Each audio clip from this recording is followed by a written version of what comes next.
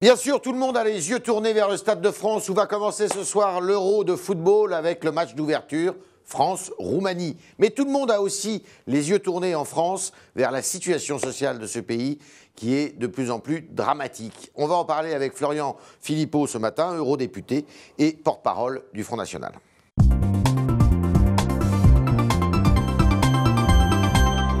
Vice-président, à tout seigneur, tout honneur. Bonjour Florian Philippot. Bonjour. Merci à vous d'être parmi nous. Alors, Madame El Khomri a lancé, alors je ne sais pas si c'est une bouteille à la mer, il y a quelques minutes, pour dire Monsieur Martinez, il est le bienvenu dans mon bureau, il peut venir quand il veut pour discuter. Qu'est-ce que vous pensez de cette invitation ? Ça devrait être la normalité. Je veux dire, normalement, il devrait y avoir un dialogue permanent entre des syndicats dont on aimerait qu'ils soient un peu plus représentatifs. C'est une des grandes faiblesses françaises. Et ça, il va falloir agir. Comment on fait d'ailleurs pour qu'ils soient plus représentatifs ? Je pense qu'il faut, par la loi, libérer, si vous voulez, le secteur syndical, faire en sorte que puissent se monter beaucoup plus facilement des syndicats en France, qu'on ne soit pas figé. Et ainsi, on verrait émerger des syndicats, à mon avis, plus attentionnés à plus représentatifs des salariés. Oui, plus attentionnés aux vraies préoccupations des travailleurs, qui arrêteraient d'avoir un discours idyllique sur l'immigration massive, un discours idyllique sur l'Union européenne. Ils ne s'expriment pas beaucoup sur l'immigration, les syndicats. Justement, alors qu'ils devraient beaucoup en parler parce que c'est très mauvais pour les travailleurs français, et notamment la directive détachement des travailleurs. Mais ça, c'est un autre sujet. Si Mme El Khomri nous annonce qu'elle va retirer sa loi, ou que c'est en tout cas le début d'un retrait, j'en serais très heureux. Mais alors, vous avez le même discours que la CGT, en fait. La CGT, elle veut le retrait de la loi. CGT, même combat. J'ai la même préoccupation, je crois que 80% des Français, surtout, qui veulent le retrait de cette loi pour une raison de fond. C'est que je pense que les travailleurs français, effectivement, n'apprécient pas de voir que leurs heures supplémentaires, au lieu d'être payées au moins 25%, pourraient demain être payées 10% seulement.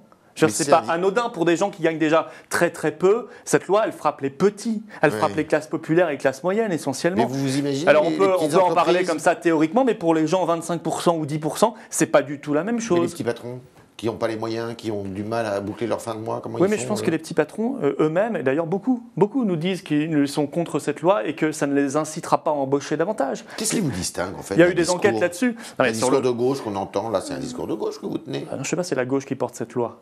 Donc je sais pas, cette loi elle est défendue par François Hollande, Manuel Valls et tous les ministres socialistes. Donc quand même. Elle est défendue par les ministres socialistes, donc c'est une loi du gouvernement socialiste. Mais c'est pas anodin de mettre en place des accords d'entreprise et non pas des accords de branche. Nous on est favorable aux accords de branche parce qu'ils empêchent Vous êtes justement. Contre l'article 2 aussi. Oui, c'est ça, tout est là-dedans. Ils empêchent ces accords de branche le dumping social à l'intérieur entre entreprises. Moi, je voudrais que le gouvernement met beaucoup d'acharnement sur cette question-là. Oui. Pourquoi ? Parce qu'il s'agit d'obéir à l'Union européenne. En réalité, si on ne dit pas aux Français que cette loi elle est imposée, elle est voulue ardemment par l'Union européenne, on n'a pas fait le boulot. Selon vous, il y a combien de lois en France qui viennent de l'Union européenne ? Je pense qu'aujourd'hui, les transpositions de directives, ça c'est du direct. Combien ? C'est une majorité des lois. Non. Si, c'est une majorité des lois. Il y en a 20%. Non, les transpositions de directives, non. Contrairement à ce que dit Marine Le Pen, qui parle de 80%. Il y en a 20%. Des études beaucoup plus poussées que ce que vous dites, parce qu'il faut faire attention. Mais parfois, je regarde les études. Oui, mais parfois, on vous met dans les lois des morceaux de directives, et hop, on vous dit non, c'est une loi française. Non, en réalité, c'est largement aussi une transposition de directive. Si on fait un travail plus sérieux, c'est beaucoup plus que 20%. Mais il n'y a pas que cela. Là, c'est pas une directive. Là, c'est une recommandation de l'Union européenne à la France, et si la France ne l'applique pas, alors elle pourra se faire censurer son budget et payer des amendes. C'est une autre manière aussi d'imposer sa loi. Comment on sort de ce marasme que je disais tout à l'heure en propos liminaire, social, alors que d'ailleurs on organise une compétition de football. Vous avez vu les déchets ménagers qui ne sont pas ramassés, les centrales nucléaires qui sont plus ou moins en grève, les raffineries, comment on sort de ça ? On arrête de jouer quand on est au gouvernement les Français contre les Français et on travaille enfin pour l'intérêt national. Mais si ce gouvernement retire cette loi, qu'est-ce qui se passe ? C'est la fin de l'autorité du gouvernement ? Mais écoutez, il a retiré très vite son projet de déchéance de nationalité. Très vite, vous y allez fort. Oui, quelques mois. Il n'a pas tenté grand-chose. Il aurait pu faire, je ne sais pas, un référendum ou autre chose. Il ne l'a pas fait alors que c'était utile. Il aurait même fallu le faire beaucoup plus largement, cette déchéance de nationalité. Par contre, là, il y a beaucoup d'acharnement et d'entêtement. Mais encore une fois, c'est parce que l'Union européenne le demande. Il y a plein d'autres choses à faire. Les petites entreprises qu'elles réclameraient, c'est de payer moins d'impôts, de faire un IS, un impôt sur les sociétés progressif. Ça, on ne le fait pas.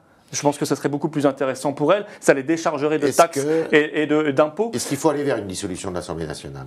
Je pense que le gouvernement est complètement délégitimé. Mais vous approuveriez ça? Totalement. Oui. Totalement. Nous demandons d'ailleurs depuis pas mal de temps maintenant à François Hollande de dissoudre l'Assemblée, de revenir au peuple souverain. On gagnerait un an.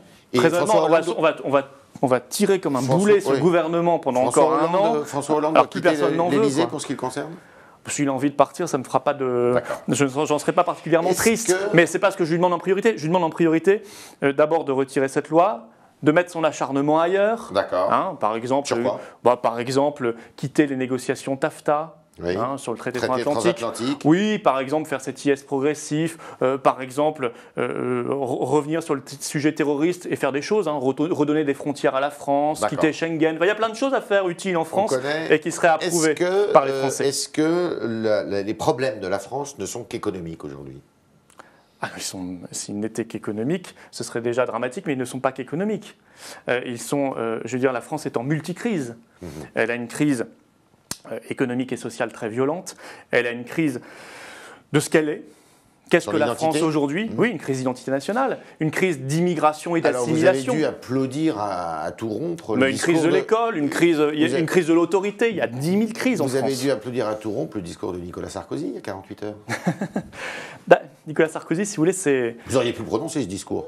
Si vous voulez, Nicolas Sarkozy, je crois, lui-même l'a déjà prononcé peut-être 1500 fois, ce discours. Oui. Bon, c'est du buisson sans buisson. Oui. Le problème, c'est qu'aujourd'hui... Sur le fond, vous l'approuvez ou pas? Non, mais je ne peux pas l'approuver. Je l'ai vu au pouvoir, je l'ai vu à l'œuvre, Nicolas Sarkozy. Il a fait l'inverse systématiquement de ce discours. Ça n'est qu'un discours, mais il tenait le même en 2002, puis en 2005, en 2007, en 2010, en 2012. Dans les sondages, pourtant.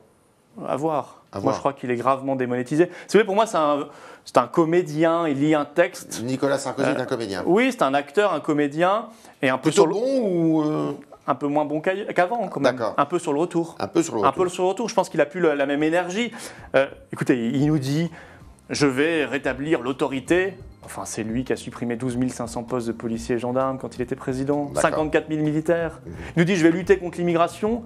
Il a fait entrer légalement, je ne compte même pas les clandestins, 1 million d'étrangers pendant son mandat. Et il a fait augmenter l'asile de 75% en 5 ans. 75% en 5 ans. Il nous dit, je vais faire la souveraineté du peuple. C'est lui qui a fait la trahison de Lisbonne sur la Constitution européenne. Tout ça n'est pas sérieux. Marion Maréchal Le Pen, qui était ici même il y a peu de temps, disait Florian Philippot n'est pas un ami, mais un partenaire politique. Ça vous convient, ça? Oui, on vous diriez la même chose d'elle? J'imagine que dans votre rédaction, vous n'êtes pas amis avec tout le monde non plus. Et pourtant, vous travaillez avec eux. Moi, vous me connaissez. Vous avez que des amis? Non, c'est pas ça. Tout le monde est bienvenu et invité. Moi, je ne suis que journaliste. Je suis pas là pour avoir des amis. Dans votre rédaction avec vos collègues journalistes, vous n'avez pas que des amis. Ça ne veut pas dire qu'on est ennemis. C'est-à-dire qu'effectivement, il y a beaucoup de personnes au Front National avec qui je suis ami, d'autres avec qui je ne suis pas ami. Mais ça ne nous empêche pas de travailler dans l'intérêt du parti et de la France. Vous avez les mêmes idées? Nous partageons cette même vision d'une France qui doit redevenir souveraine, parce que sinon il n'y a rien. Et on va regarder attentivement ce qui se passe au Royaume-Uni dans quelques semaines avec le Brexit. Et nous souhaitons le Brexit. Oui, enfin vous le souhaitez, mais c'est le vote sur la sortie ou pas. Exactement. C'est un acte de liberté, de souveraineté et donc de prospérité et de protection. Le FN au pouvoir, il organise le même référendum? Bien sûr. Oui. Bien sûr. Et je crois même qu'on l'avait imaginé avant M. Cameron. D'accord. Puisqu'on l'a proposé en 2013. Oui. On parle de frontières nationales, on parle de régulation économique et sociale, on parle d'arrêter l'immigration, on parle beaucoup de choses, d'arrêter les privatisations de services publics, etc. etc. Sauf qu'en réalité, si on reste dans ce système européiste, on ne peut rien faire de tout cela. Qu'est-ce qui vous sépare de Marion Maréchal Le Pen? Mais pas grand-chose. Des idées économiques, non? Non, je veux dire, il y a des sensibilités normales, naturelles dans un parti politique. Alors, mais on partage ce même patriotisme, ce même amour de la France. Elle avait le souci aussi, en étant ici, de nous dire qu'il faut que le FN arrive à rallier d'autres mouvements, d'autres formations, pour être plus fort encore, et notamment dans la perspective des législatives de 2017. C'est votre opinion? Moi, je pense, et ça a toujours été notre opinion, et avec Marine Le Pen, l'idée c'est que nous soyons en capacité de rassembler les patriotes, bien sûr, d'où qu'ils viennent, de droite et de gauche, et en réalité des mouvements politiques des partis. Pourquoi vous n'y arrivez pas? Mais si, on y arrive très bien. Monsieur Dupont-Aignan vous a dit non. Hein. Non mais attendez, il y a régulièrement des cadres, des élus locaux qui nous rejoignent. On l'a vu au municipal, on l'a vu au régional, on le verra aux législatives. Florian Philippot individuellement, mais pas de mouvement constitué. De toute façon, il y a un seul parti politique avec qui il y aurait une cohérence. Lequel? de la France, celui de Dupont-Aignan. Nous partageons tout ensemble. Là, lui souhaite pour l'instant diviser parce qu'il est dans une démarche personnelle. Qu'on peut respecter, hein. Il souhaite se présenter à la présidentielle. Mais je pense que dès qu'aura sonné à 20h les résultats le soir du premier tour, il faudra qu'on puisse travailler ensemble dans l'optique du second tour de la présidentielle. J'espère que Marine Le Pen sera qualifiée. C'est-à-dire que M. Dupont-Aignan pourrait appeler à voter pour Marine Le Pen au deuxième tour de la présidentielle. Écoutez, je pense que s'il est cohérent, il verra bien qu'en réalité, il n'a presque pas le choix, puisque c'est une évidence, c'est une logique. Et puis ensuite, effectivement, travailler aux législatives. Elle peut être présidente de la République, d'ailleurs. Oui, je pense que Marine Le Pen peut et doit. Dès 2017. Mais elle doit l'être, sinon qui Je pense qu'elle incarne une espérance, un avenir, et en même temps, vous auriez qui, sinon Juppé, qui, à l'heure où on parle, il y a 30 ans, il était ministre. Il y a 30 ans. Ou qui, Sarkozy, on a connu, merci. Hollande, Valls. Bon, je veux dire, tout cela n'incarne aucun renouvellement, aucune espérance. Si les législatives n'ont pas lieu avant et que les législatives ont lieu effectivement en 2017, vous attendez à combien de députés? Je ne peux pas vous donner de chiffres. J'aime beaucoup. Oui, je pense qu'on peut en avoir pas mal. L'idée, si vous voulez, normalement, on devrait être dans un scrutin proportionnel. Oui, si on était vraiment en démocratie. On n'aurait pas cette réforme avant. Oui, c'est dommage, puisqu'il l'avait promise en 2012, comme Sarkozy l'avait promise d'ailleurs en 2007. Vous la feriez si vous étiez bien sûr, proportionnelle intégrale, avec probablement une prime majoritaire, pour que ça s'équilibre bien. Et au-dessus de 5% des voix, vous seriez représenté à l'Assemblée nationale, vous auriez des élus, ce qui est normal et sain en démocratie. Est-ce que Florian Philippot sera candidat aux législatives en 2017 ? Mais on verra à ce moment-là, nous n'y sommes pas encore. Pour l'instant, on se concentre sur les enjeux. En tout cas, c'est une perspective que vous envisagez. En tout cas, oui, bien sûr. Oui. En tout cas, je suis précisément tout ce qui se passe du côté de Forbach et de la circonscription, mais plus généralement de ma grande région Est, où je dirige le groupe d'opposition au conseil régional, Alsace, Champagne-Ardenne, Lorraine. Et il y a beaucoup de dossiers qui concernent toutes les problématiques qu'on a évoquées aujourd'hui. Et à ce moment-là, vous quitteriez l'Europe, votre siège d'eurodéputé. C'est une évidence. Si je suis élu député national, je ne serai pas député européen. Vous vous intéressez au football ? Je vais être honnête, moyennement. Moyennement. Est-ce que vous souhaitez la victoire de l'équipe de France quand même ? Évidemment. Bien sûr. Et vous allez quand même regarder quelques matchs ? Quand la France sera impliquée, dès ce soir. Dès ce soir, vous allez regarder ? A priori. Vous serez au stade ? Non, je ne serai pas au stade. Dans une fan zone ? Non, je ne serai pas dans une fan zone. Vous êtes contre les fan zones ?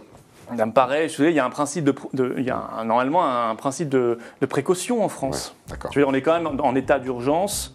Et puis, derrière les risques de sécurité et terroristes, dont on sait qu'ils existent, on a eu les Britanniques nous ont prévenus, ainsi que les Américains et même les services français. Il y a aussi quand même l'idée que la France c'est quand même a un peu vendu son âme à l'UEFA, qui met beaucoup plus en avant le fric que le sport. Et qui met en avant le fric pour ses gros sponsors, pour servir la soupe à ses gros sponsors, au détriment de nos bars, restaurants, bistrots, qui normalement devraient profiter à fond de cet événement. Vous ne pouvez pas dire ça de Michel Platini, qui justement avait institué la règle du fair play financier.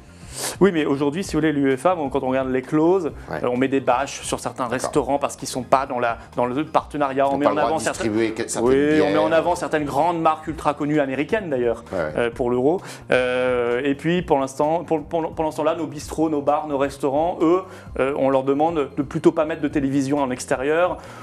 Bon, je veux dire, ça, c'est pas l'esprit normal d'une compétition sportive, mais c'est le règne du fric. Petite indiscrétion, c'est à Forbach que vous allez regarder le match ?